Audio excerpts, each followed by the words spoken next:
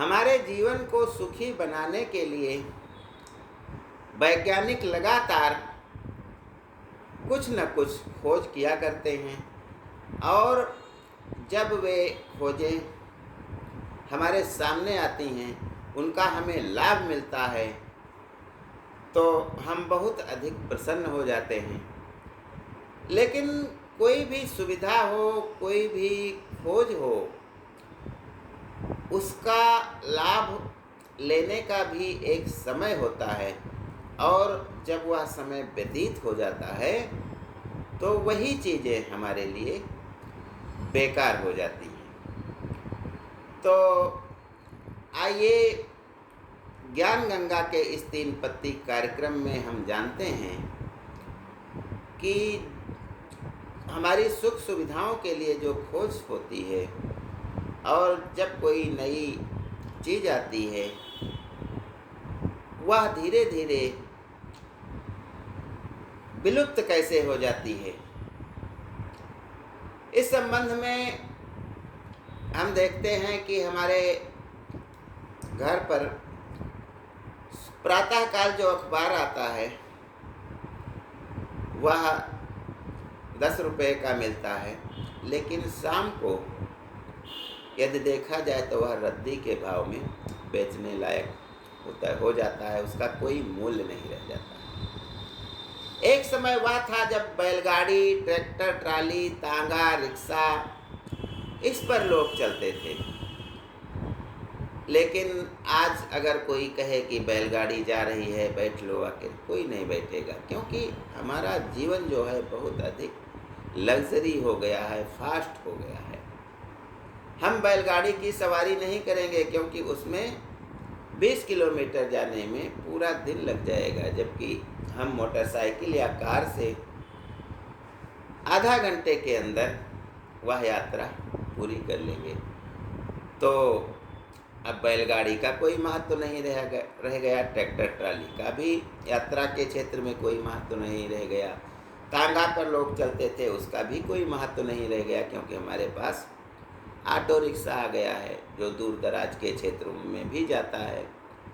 घोड़े वाला तांगा जो चलता था उसका भी कोई महत्व नहीं रह गया है, क्योंकि जो भी चीज़ें होती हैं थोड़े समय के लिए होती है। जब कोई अगली उससे अच्छी चीज़ आ जाती है तो पुरानी चीज़ें खुद ही हट जाती हैं, यानी कोई उनको खरीदने वाला ही नहीं बचता है। एक समय ऐसा था जब टेप रिकॉर्ड की कैसेट बिकती थी, लोग लाते थे, बहुत प्रेम से सुनते थे। सीडी आई तो कैसेट चली गई, डीवीडी आई, सीडी चली गई। अब इन्हें कोई नहीं खरीदता है, फ्री में दो तब भी कोई नहीं लेना चाहता है, क्योंकि हमारे पास इंटरनेट हो गया है जिसमें हम जो चाहें वह खोज कर सुन सकते हैं। मुगल हरम एक समय में इतने शक्तिशाली थे कि वहाँ पर कोई परिंदा भी पर नहीं मार सकता था। कोई भी परिवार का व्यक्ति भी राजा के अलावा हरम में प्रवेश नहीं कर सकता था। यहाँ तक कि जो हकीम जाते थे वह भी पर्दे में एक छेद बनाया जाता था, उसमें हाथ डाल करके नब्ज टटोलते थे। मुगल हरम की महिलाओं की तो इस प्रकार से इतना सख्त पहरा हुआ करता था मुगल हरम में। लेकिन अंतिम बादशाह जब बहादुर शाह जफर आए और अंग्रेज़ों ने उन्हें पकड़ करके उनकी 27 रानियों के साथ भेज दिया रंगून, तो अब वे कैद में थे। हरम वही था, लेकिन उस हरम में जो उनकी शहजादियाँ, उनकी लड़कियाँ, उनकी बेगमें नहाया धोया करती थीं, तो मनोरंजन के लिए अंग्रेज अफसर या सिपाही उसमें घुस जाते थे। अब हरम की यह स्थिति हो गई कि इतना कमज़ोर हो गया, तो यह सब समय का खेल होता है। ऐसे ही सन 1900 में मार्कोनी ने इंग्लैंड से अमेरिका बिना तार के एक संदेश भेजा था, रेडियो संदेश। 1919 तक रेडियो संदेश भेजे जाने लगे लेकिन केवल नौसेना भेजती थी। लेकिन 1927 जब आ गया तो दुनिया भर में रेडियो का प्रारंभ हुआ। आम लोगों के लिए रेडियो सेट बनने लगे और इसे पहले लाइसेंस लेकर के लेना पड़ता था। 1941 में सुभाष चंद्र बोस ने जर्मनी जाकर रेडियो पर एक भारतीयों के नाम प्रसारण किया था कि तुम मुझे खून दो, मैं तुम्हें आज़ादी दूंगा। यह नारा, तुम मुझे खून दो मैं तुम्हें आज़ादी दूंगा, जर्मनी से सुभाष चंद्र बोस ने जनता के नाम, भारत की जनता के नाम रेडियो पर प्रसारण इसका किया था। 1942 में नेशनल कांग्रेस ने रेडियो प्रसारण शुरू किया बम्बई से, और नेशनल कांग्रेस ने रेडियो प्रसारण में क्या कहा? अंग्रेजों भारत छोड़ो। पहले जब रेडियो बहुत कम थे तो इनका प्रयोग नई नई चीज़ों की जानकारी के लिए किया जाता था। 1945 में लाइसेंस रद्द कर दिए गए और रेडियो को जमा करवा लिया गया सुरक्षा कारणों के चलते। उसके बाद आज़ादी के बाद रेडियो का संसार बहुत बड़ी मात्रा में पूरे भारत भर में फैला। फिलिप्स, मर्फी आदि कंपनियां पहले आईं जिन्होंने बहुत अच्छे अच्छे रेडियो सेट बनाए और भारत में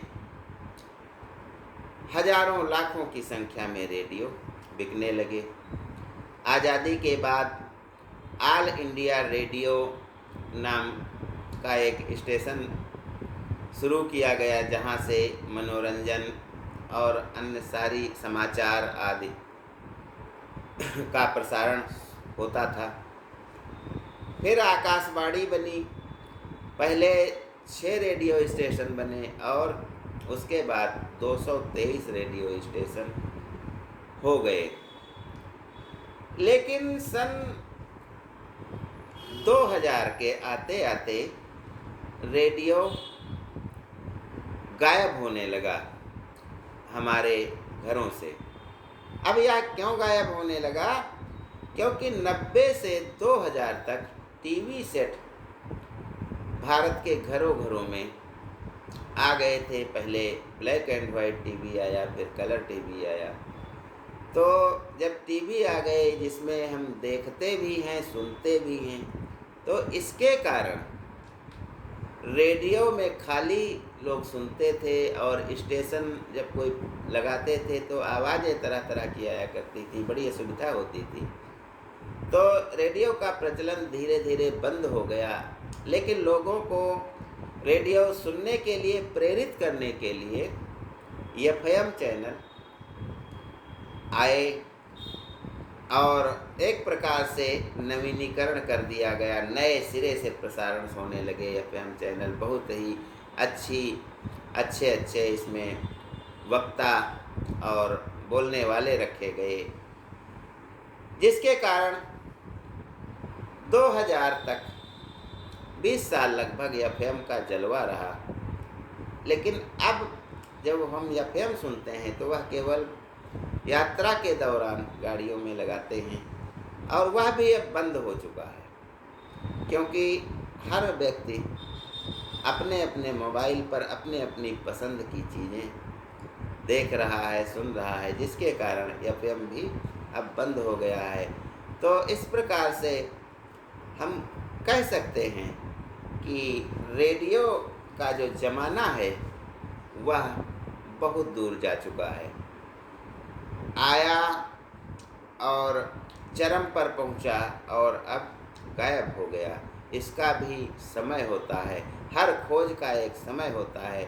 जब अगली खोज हो जाती है तो पुरानी खोज अपने आप गायब हो जाती है। जैसे पैर से चलाने वाला रिक्शा कुछ दिन पहले चल रहे थे, अब ना के बराबर चल रहे हैं, क्योंकि ई रिक्शा आ गए हैं जो बैटरी से चलते हैं, लोगों को सुविधा होती है।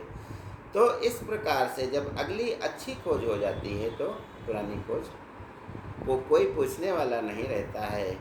और इसमें जो लगे हुए हज़ारों की संख्या में इंजीनियर हैं, फैक्ट्रियां हैं, ये सब बेकार हो जाते हैं यदि उन्होंने अपडेट नहीं किया इसे। यानी ये जब कोई खोज पुरानी होने लगती है तो हम यदि नई खोज कर के आगे बढ़ें तभी वह फैक्ट्री चल सकती है। नहीं तो कोडाक कैमरा पूरे विश्व में नंबर 1 पे था, अरबों रुपयों की फैक्ट्रियां लगी हुई थीं, लोग इसमें लगे थे, सब बेकार हो गए मोबाइल के आने से। ज्ञान गंगा में बस आज इतना ही। जय हिंद, जय भारत।